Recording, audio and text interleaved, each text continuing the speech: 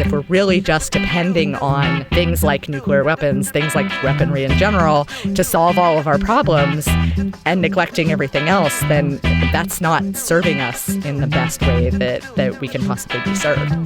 That's the voice of Laicie Heeley, founder and CEO of Inkstick Media, and co-host and executive producer of PRX podcast, Things That Go Boom. She's today's guest on Press the Button, a Plowshares Fund podcast dedicated to nuclear policy and national security. And now, here are your co-hosts, Michelle Dover and Tom Collina. Welcome back to Press the Button. In non-nuclear news, Supreme Court Justice Ruth Bader Ginsburg passed away late last week. She was a tireless jurist whose efforts as a lawyer and justice helped turn gender equality from concept to reality here in the United States. And in nuclear news, the Trump administration is trying to snap back sanctions on Iran, which is not going well. And we'll talk more about that next week. But today we have an action-packed lineup for listeners today. Tom, who do you have for early warning? I talked to Hans Kristensen from the Federation of American Scientists about the Pentagon's latest analysis, and some might say exaggeration, on China's military posture and particularly its nuclear forces. And we separate fact from fiction. Hans is a terrific and recurring guest, and you won't want to miss his segment today. After that, I sat down with Laicie Heeley, CEO of Inkstick Media and host of the popular podcast, Things That Go Boom. We talk about ways in which we can shift the conversation on nuclear weapons and national security to take stock of the actual threats facing us today and ensure those who are affected by such policies have a voice in their creation. It's a really engaging conversation and really timely given all the challenges we're facing right now. And finally, I answer a question about nuclear pre-delegation in today's question and answer segment. And remember, if you want to get your question answered on the air, tweet or direct message us at PressButtonPod or send us an email at pressthebutton@plowshares.org. We would love to hear from you. And as always, please click the subscribe button and give us a rating. With that, let's get into today's episode. The clock is ticking. And now, early warning, early warning, early warning, early warning. A 7-minute synopsis of this week's nuclear news. Thanks, Del, and welcome to Early Warning. Today we have a special guest. Hans Kristensen is director of the Nuclear Information Project at the Federation of American Scientists. Hans, so great to have you here. Thank you. Thanks for having me, Tom. Today, Hans is going to help us understand what appears to be a coordinated effort by the Trump administration to hype the nuclear threat from China and use that false narrative to delay New START extension, justify nuclear modernization, and raise questions about no first use policies. So it's great to have you here, and I hope you can help us set the record straight. First, give us your sense of how many nuclear weapons does China have, and do you see this as a crash program to expand? Please put it into context for us. Right. Well, so the Pentagon report says that China has in the low 200s of nuclear warheads.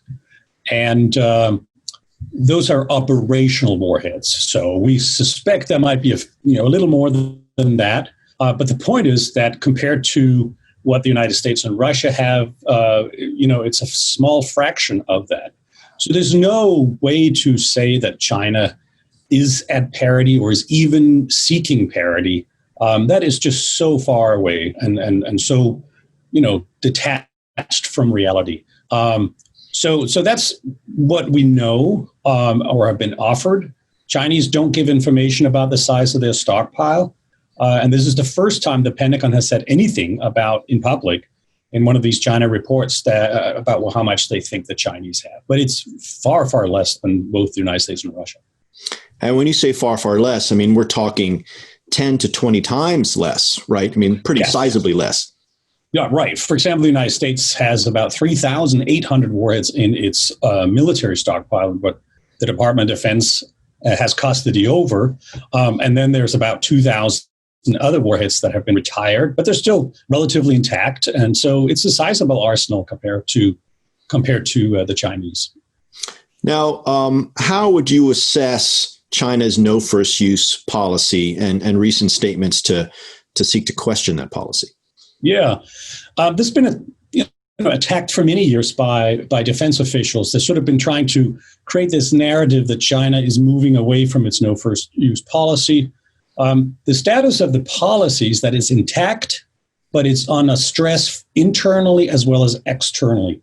What I mean by that is that internally there is a debate among defense officials that are sort of associated with military institutions about what the conditions for no first use should be. And then, of course, there is the never-ending concern from U.S. military officials that China might be up to something and moving away from this policy. But there's no indication that the Chinese leadership has changed its mind on the no first use policy. So it's intact, but under stress from inside and outside. Which leads to my next question. The United States, it would seem, has some influence on China's overall nuclear forces and on whether or not it maintains a no first use policy. So what could the United States do to both keep China's nuclear forces low and our own confidence in the no first use policy high? Well, one thing that could change the Chinese nuclear no first use policy would be if the Chinese leadership decides that in order to protect itself, it needs to change its military posture to be able to strike first if necessary. And the only thing that could really move them in that direction, I think, is if they feel so threatened that their forces are under such threat that they would have to go into an alert posture and be ready to launch on moment's notice. But keep in mind, be clear about, even that is not necessarily a first use policy.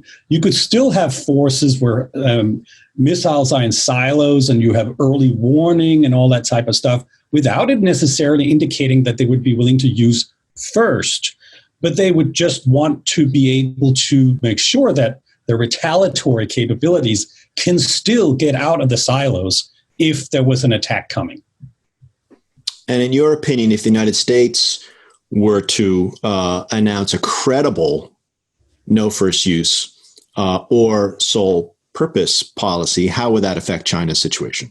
Well, there's no doubt that a declaration by the United States that it would not attack anybody first with its nuclear forces would relax the pressure, at least in the mind of declaratory policy issues on the part of the Chinese. It wouldn't take away the ability to threaten those forces, of course. And so any no first use policy has to be accompanied by changes in the nuclear force structure and the strategy for their potential use. It's not enough just to say we have a no first use policy. You have to change things. And so that's where the Chinese development, of course, is interesting, that they have a no first use policy, but are they doing things in their force structure that indicates they're moving away from that? That I can't see. I can only see that they're concerned about the threat to their nuclear forces, and therefore they want to take steps to protect them. But at the same time, they do structure their forces in a consistent way with no first use. Yeah, so one of the no first use is a tricky thing because it's a declaration. And so one can say, I have a no first use. It's an intent, it's a signal. But it's a real question whether any country, of course, can count on a no first use policy if there's a war. I mean, any country would most likely want to use nuclear weapons if they have them, under what circumstances they see fit are necessary for the survival of the nation. So one can't rule out. I think the most important contribution of no first use is not about what happens in wartime. The most important contribution is how it helps relax the forces and relax the posture in peacetime. And that's where I think we should try to get away from this thing here that can you trust them in wartime or something like that, and try to work to maintain that this policy stays intact and its calming effect, if you will, on the nuclear posture in peacetime. So, last question. What do you think this hyping of the China threat is all about? What is the Trump administration up to? Well, I think the dynamic that's happening is that under the Trump administration, defense officials have sort of been let loose, if you will, a bit more than they were during the Obama administration, and can say more things. There's nothing new in the U.S. military finding threats or trying to interpret threats, if you will, in adversarial military posturing. That's their job. So in some sense, it's a self-licking ice cream cone. They go out and they say, whoa, the Chinese are coming, the Russians are coming. Hey, Congress, give us some more money for some more defense systems here. And right now, the United States is sort of in the early phase of a very expensive modernization of its entire nuclear arsenal. And it needs enemies to convince Congress that that funding has to continue. So that's part of it. But it is also, like I said, it's their job to look for threats. That's not, I think, that's not the bad thing that's going on. The bad thing is the lack or the less White House oversight, is my impression, of how we go about that. And this is where a change in policy and change in administration would be really beneficial, so we can deal with threats from China and Russia in a more balanced way that's productive and doesn't just end up making things worse. Hans, thank you so much. I could speak with you for hours, but there is the siren. Our time is up, and it's been great having you today. Thanks for having me.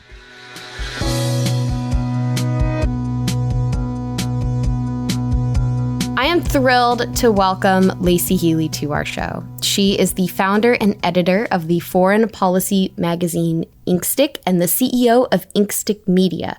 She's co-host of the Inkstick and PRX podcast Things That Go Boom, which we have featured on this show before. She is formerly a fellow with the Stimson Center and a partner with the Truman National Security Project.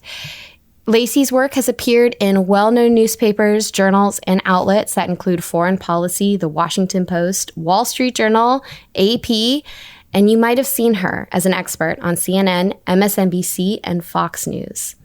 Laicie, so glad to have you here. Thank you so much for having me. That was quite the introduction. Oh, well, you are an accomplished person, so I'm happy to include all of it. But let's get right into it. First of all, congratulations on your recent podcast season. I don't know how many of our listeners have already finished the whole thing, but it was fantastic. You taped it as the world slid into quarantine, which was an incredible feat of logistics as well as a fascinating diary of what happened. What adjustments did you have to make? Did you have to change the story or the focus of the season because of it?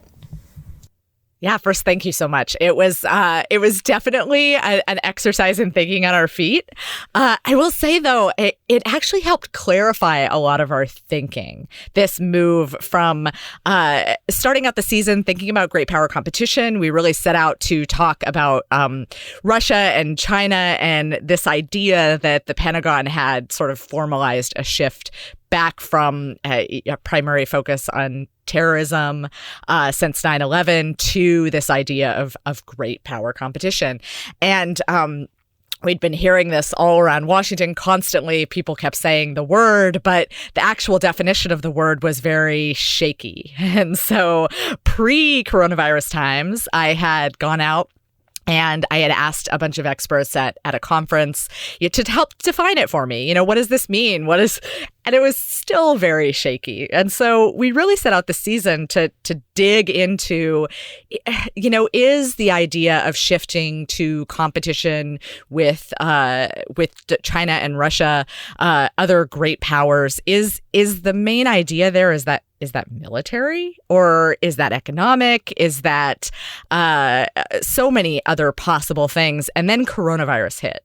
And it really just, for us, helped clarify our thinking in that of course it was not just military. Of course it was all of these other things. Of course our security is more than just weapons and wars.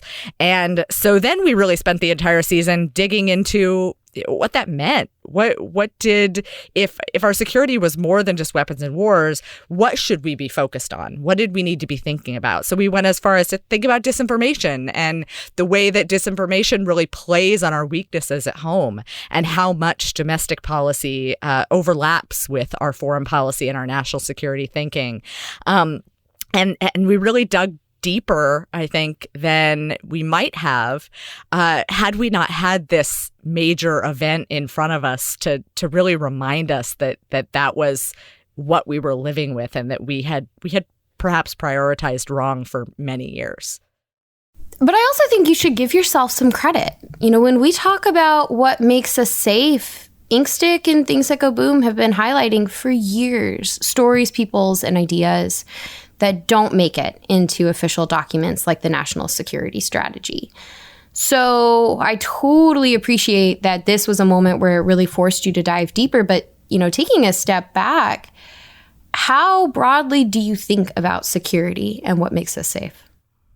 Yeah, absolutely. I think from the start, there's no question that we at Inkstick and Things That Go Boom have taken a broader security frame toward approaching these issues. Just anecdotally, 3 years ago when we started the podcast in our first season, we're now in our third season, we did an episode on white supremacy. It was post-Charlottesville as a national security threat. It was still, we got a lot of side-eye for that. We got a lot of, not just side-eye, but surprise. Side-eye from the national security community that wasn't quite ready to embrace the idea of national security or of white supremacy as a national security threat. But also surprise from our listeners on NPR and otherwise that really had never heard it framed that way. And just the idea that more folks were being inside America were being killed by white supremacists than were being killed by terrorists was shocking to us and worthy of conversation, worthy of a national security conversation. But we really felt like we had to make the case. Just in a few years, that's shifted really significantly. But we really have from the start taken a more holistic view of what is safety, what is security. And I think that is really the key to our thinking for the future.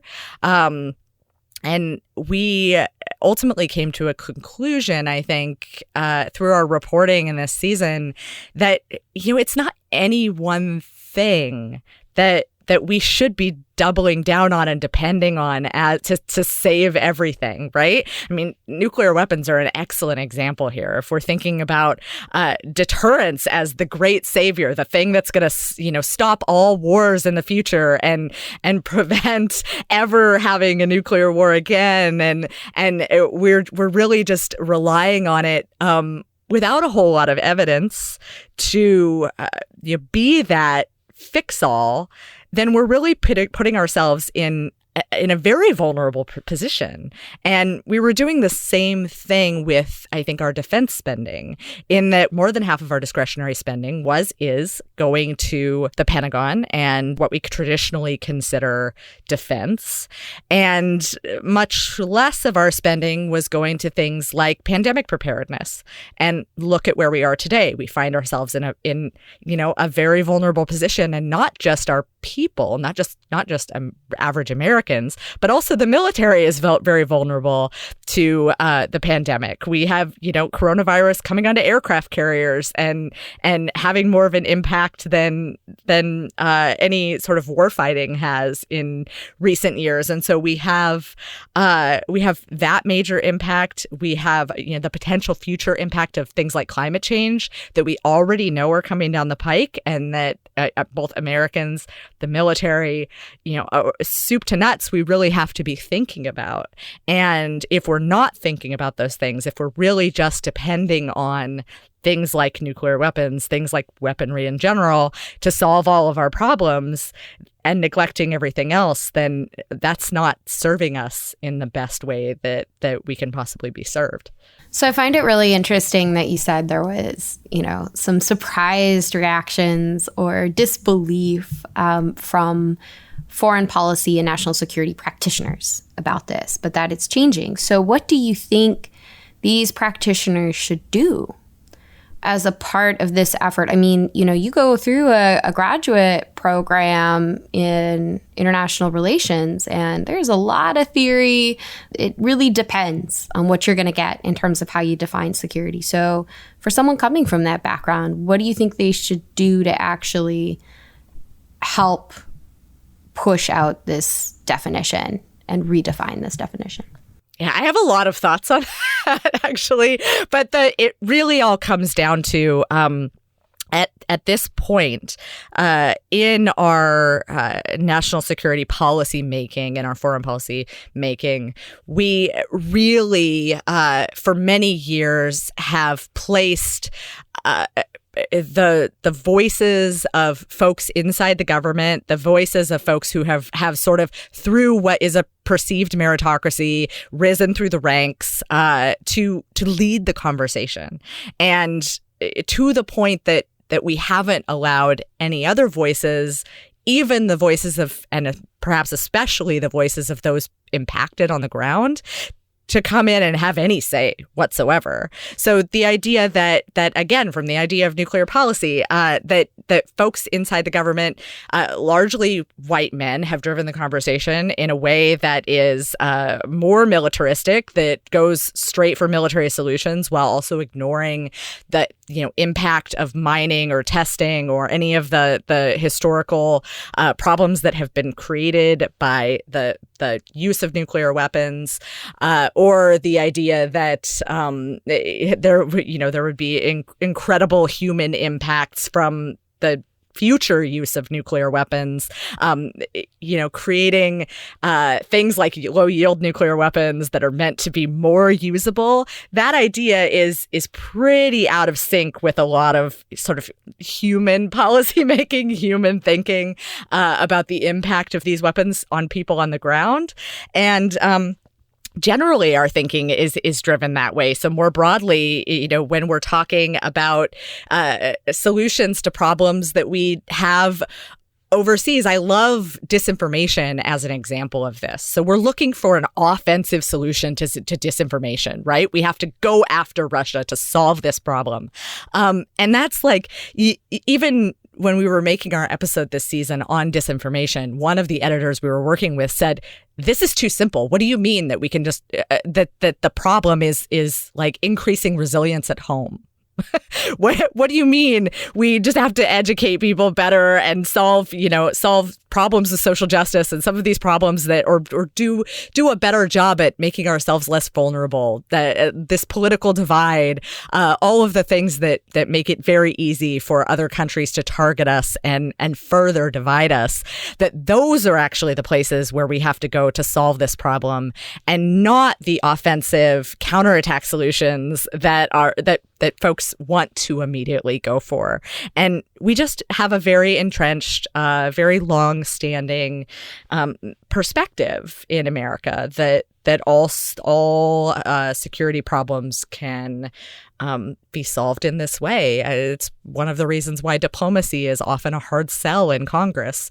Folks want to use the easy solution. They want to, explode a bomb in the desert to show how scary it is. They want to, make a big show of force that is credible and accountable. And there's value to those strategies when they are not the only strategy, but we have to be thinking about the best way to solve each problem that we have that exists in the best way for that problem.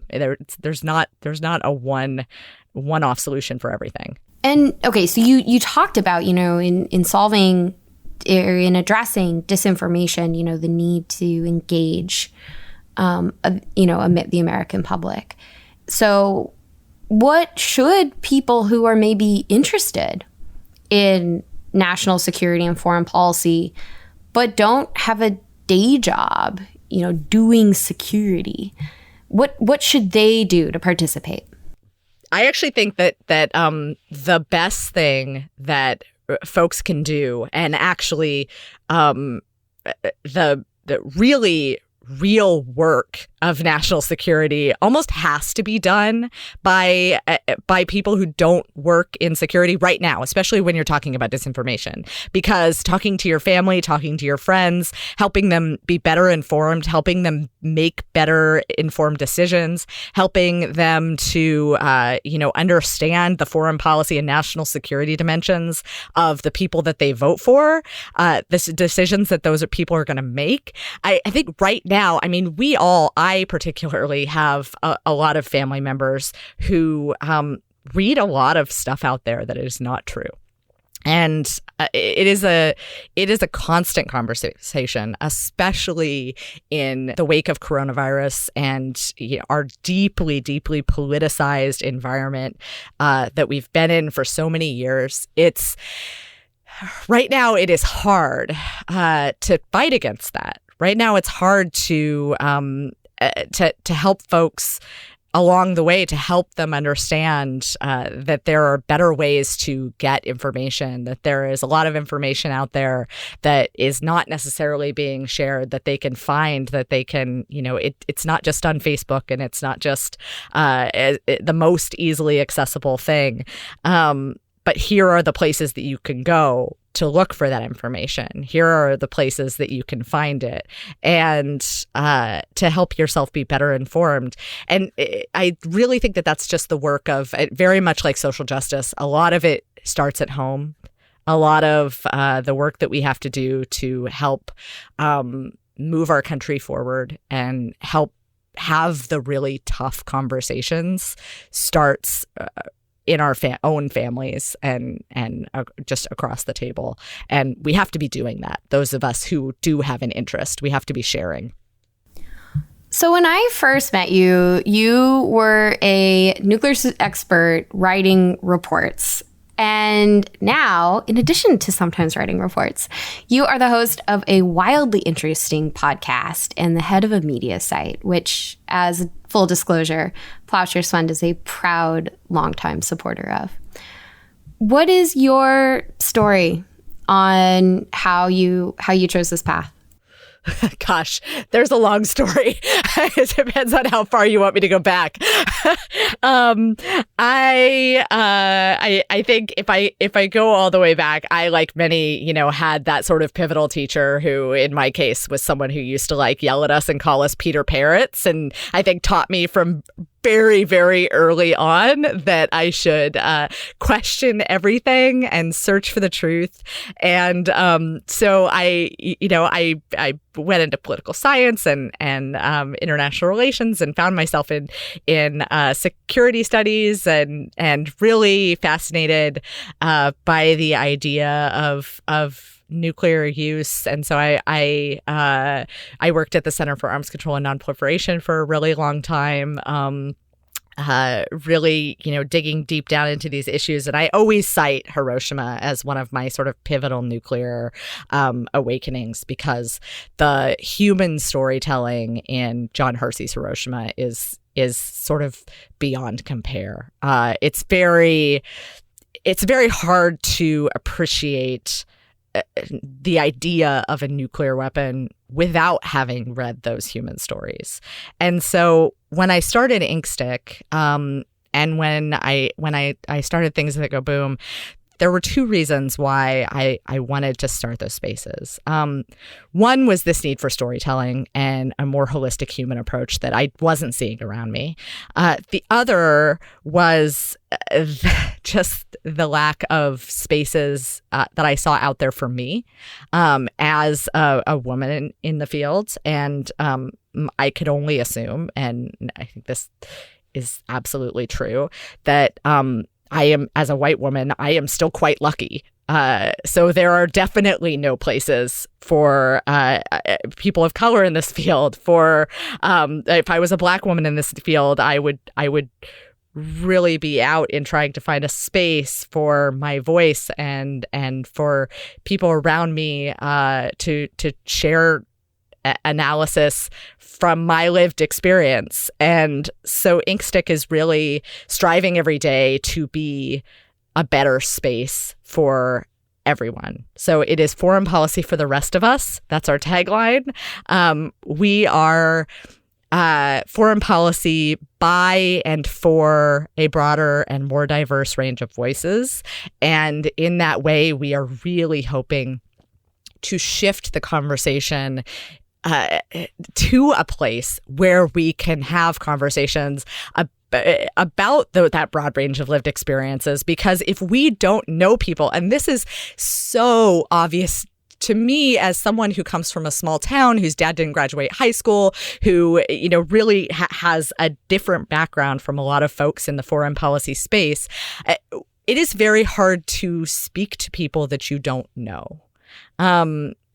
Even if you try, even if you think you know them, even if you have a friend who's tried to explain, if you don't have that lived experience, you can't speak to those people and you can't make policy for those people.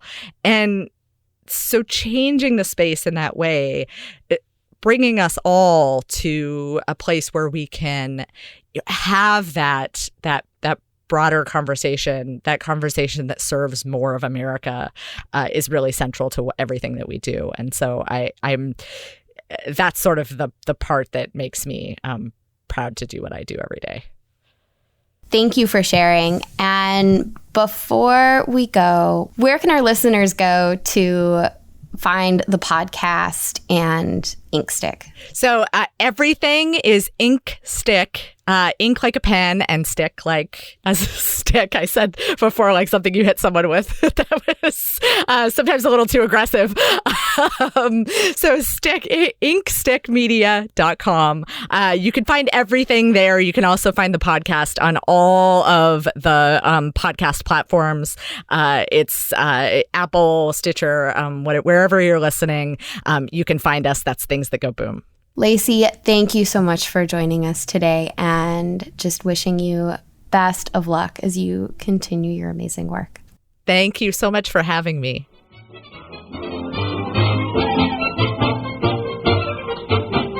Letters, we get stacks and stacks of letters. And now, our nuclear question and answer segment. Today's question was sent to us by Taylor from Atlanta, and our policy director and co-host, Tom Collina, will be answering. Tom, are you ready for this? I am ready, Michelle. Bring it on. Taylor wants to know, in Pentagon Papers whistleblower Dan Ellsberg's book, The Doomsday Machine, Confessions of a Nuclear War Planner, he discusses the widely held belief that only the U.S. president can authorize a nuclear attack, and he says that during the Cold War, there existed delegation in the field for subordinate officers and crews to be able to launch a weapon in irregular circumstances, such as communication with Washington suffering an outage. Is there any public information regarding whether such delegation of the ability to launch a nuclear attack exists today? Thanks, Taylor. That's a great question.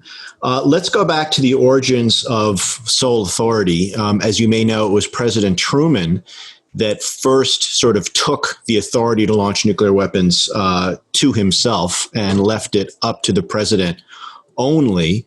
This was after Truman was part of the decision to drop the bombs on Hiroshima and Nagasaki. But honestly, he wasn't that involved in the decision. He was kind of a distant observer in a way. And after the bombs were dropped and the third bomb was prepared, Truman stepped in and said, okay, I'm going to take control of this situation. I don't really trust the military to do what I want them to do here.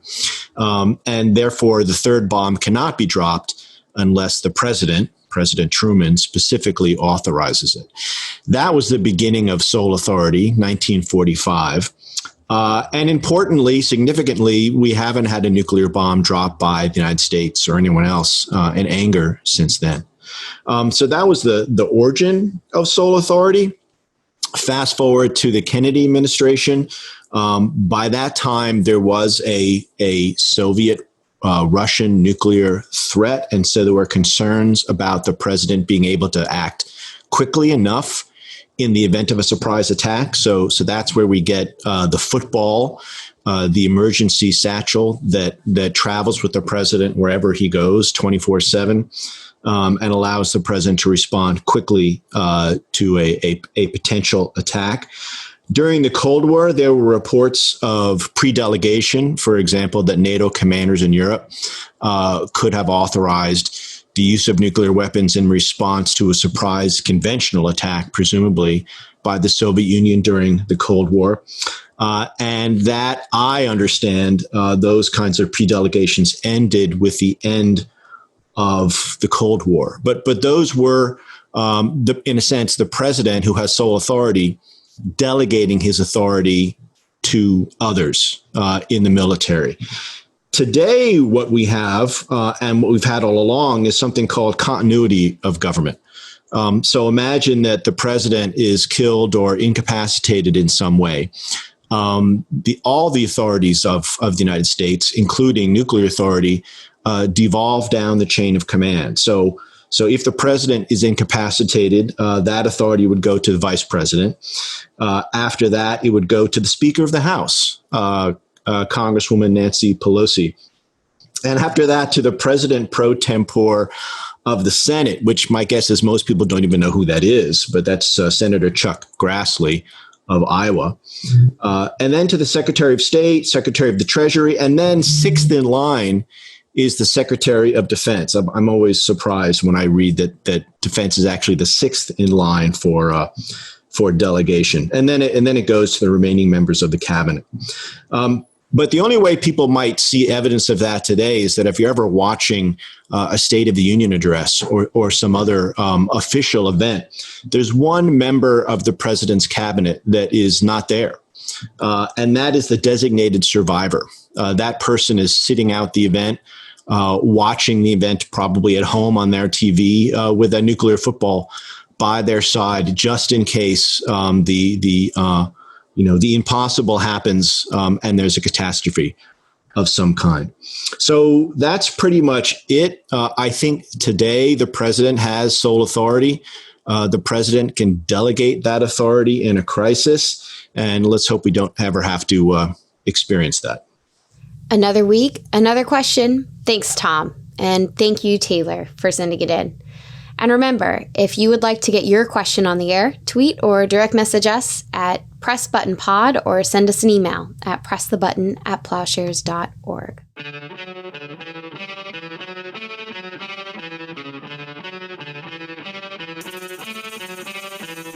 Thanks for listening to Press the Button.